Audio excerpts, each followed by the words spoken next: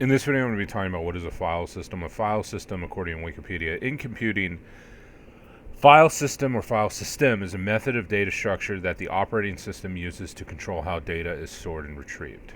So, what really is a file system? A file system is actually a little bit of a hard concept to explain. A file system is a way of organizing and arranging data on a storage medium. It is a structure and a set of rules of how binary ones and zeros will be arranged on a storage device. A file system is a way of organizing and storing data on a storage device and how it can be accessed and modified. It specifies how data is structured on a storage device. A file system is not a program in the traditional sense, but rather a set of rules and conventions for storing and organized data on a storage device. So, is a file system a program? No. A file system doesn't need electricity to exist, only to be accessed. A CD-ROM has a file system, right? So an old CD, an audio CD, that's a file system. A DVD, that's a file system. A Blu-ray, that's a file system, right?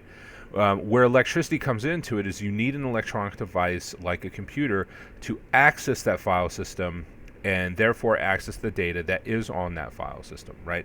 So that's what it means. You need electricity to create a file system.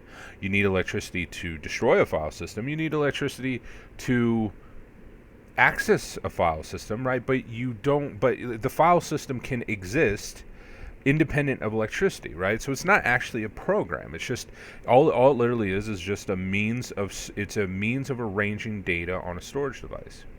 What happens if you don't have a file system? Without a file system, data is placed in the storage medium. Any data placed in a storage medium would just be one large body of data with no way to tell where one piece of data stopped and the next begins, or where any piece of data is located and located when it was time to retrieve it, right?